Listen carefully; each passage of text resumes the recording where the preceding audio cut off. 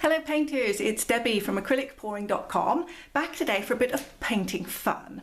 This is a painting that you might remember from a little while back. It's a black negative space with a nice glitzy metallic and glitter section down the middle, and this one's been really popular. Lots of people have watched the video on this one and made a lot of comments on it, so I thought it's absolutely one of my most favourites ever, and I thought I would try and do something a little bit similar, a little bit different, but with different colours today.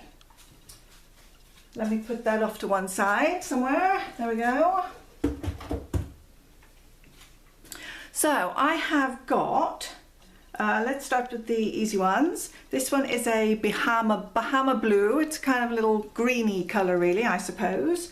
And then I have 3 of the Martha Stewart glitter paints, and it breaks my heart that these are now discontinued because these are awesome for use in pours, the best glitter paint for use in pours. So if you see any of these hanging around anywhere, get them. This one is Turquoise. That's kind of a mid blue, completely glittery. And then I have this one which is Obsidian. This is like a dark silver grey. And then I have this one which I've just broken the top off. This is Lapis Lazuli, very, very vibrant glittery blue. And then I also have my regular silver, a turquoise and a white. All of the bottles have been mixed 2 parts paint to 1 part Floetrol, a little water and the treadmill belt silicone. The other paints, the craft paints, because they're a different consistency, I've mixed those a bit differently today. I thought I would use some of the Sergeant Art Acrylic Gloss and Medium because I really like this one. I have got very little of it left, so I'm going to use it in this pour just for the craft paints I've got here. They've all been mixed with the Sergeant Art and then a few drops of the treadmill belt silicone added. So I am going to make up a dirty pour cup with these colours, and let's see how we get on. I don't need a huge amount because I've not got a huge canvas. Well, that's weird. Oh, I've got red on the tip. Put the wrong tip on my white. There we go. I wonder why suddenly it came out pink at the top there. Okay, so I've got a little white in there. Let's put some silver. And I'm going to layer up this dirty pour cup with lots of layers of these colours. I won't need very much, but I've actually got a couple of little canvases left over. So in the event that I mix too much, I can make some little ones to match. Ooh, that blue is very bright. I forget how bright this turquoise is. That's also a Sergeant Art one. That's a nice colour. So let's start off with some of these glittery paints. Bit of those in. And then a little bit of this Bahama blue, which is in fact kind of a green. Let's go with that one. And because I want a very stripy effect, like I did on the painting that you saw at the start, I'm actually going to layer the paints up quite carefully so that instead of using them from a great height and mixing them a lot in the cup, I'm layering them up on top of each other nice and smoothly if I can. There we go, and I'm going to go round again and put another set of layers. So I'll put this on fast forward and meet you back here for the pour.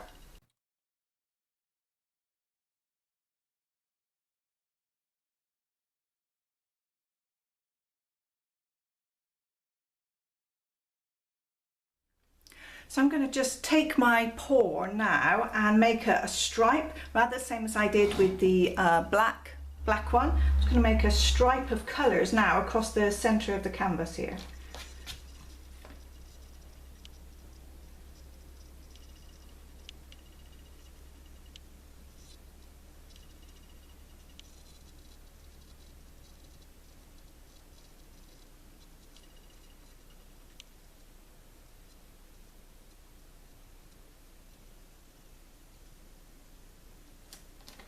That is probably enough. I can leave some in that cup to do my mini canvases with. So let's just stretch this out a little bit this way, and a little bit this way. looking good. And also I'm going to take it off the sides of the canvas here too.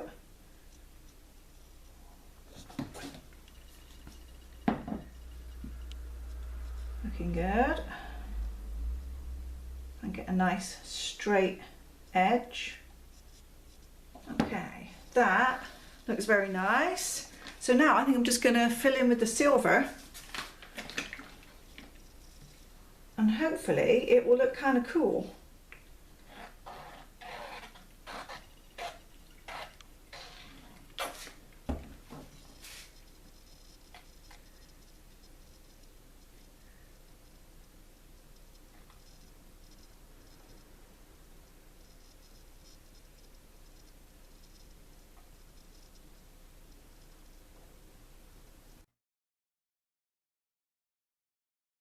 So at the moment the silver looks kind of patchy because I've used it straight out of the bottle rather than mix up a separate one for my negative space. So it does have silicone in it.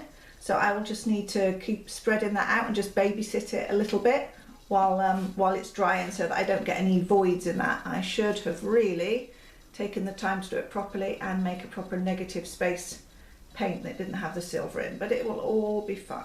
So it didn't have the silicone in it, but it will all be fine. I'll just touch it up a little bit with my brush as it dries, and because it's a nice solid colour it won't be difficult to get that to match in. So let's do the same on the other side.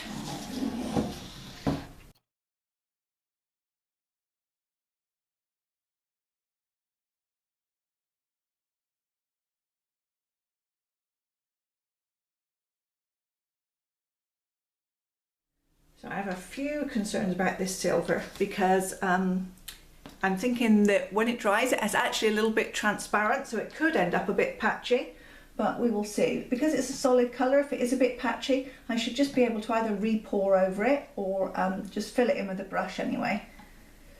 So that is pretty much all I need to do. You can see where the silicone is creating the problem there with the negative space, but I'm going to continue to just smooth that out a little bit, and once the paint starts to dry and thicken up, then those should all fill in. But hopefully, see, that's just my laziness from not mixing some separate negative space paint, which I should have done. Would have saved me time in the end if I'd just done it properly.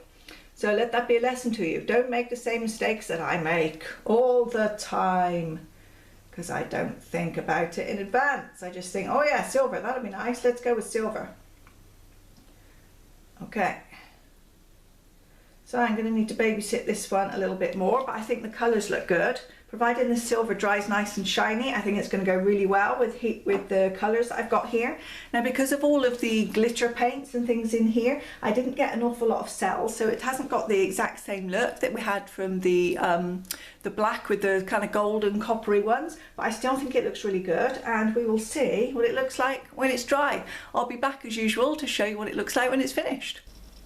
Well, I've just been babysitting this for a few minutes, and the silver paint has developed this really interesting kind of hammered metal texture to it. So I've just been encouraging that to happen by dropping some little extra bits of silver paint into the voids that were created, and now I really love the texture of it. I think when it dries I would be delighted if it would keep that kind of hammered metal texture, but we will see. It may just dry kind of flat, so we will see. And here's all the details from the dirty pour. Nice and stripy across the middle there, lots and lots of colour and huge amounts of glitter. So I think when this one dries, if all is well, it's going to look really cool. I'll see you back here in a moment. And here's just one more thing to share. The little bit of paint that I had left in the bottom of my dirty pour cup, I've just flipped that onto a tile and stretched it out, and that looks really nice too. Lovely colours. Some nice cells, lots of glitter all over the place. So I think when this one dries, this is going to look really cool too. So a lot of people ask, what do you do with your leftover paints and things? And typically, if I've got a little bit in the bottom of my cup, it will go onto a tile or a mini canvas or something like that. So I've got a tile just here. I've also done a couple of mini canvases.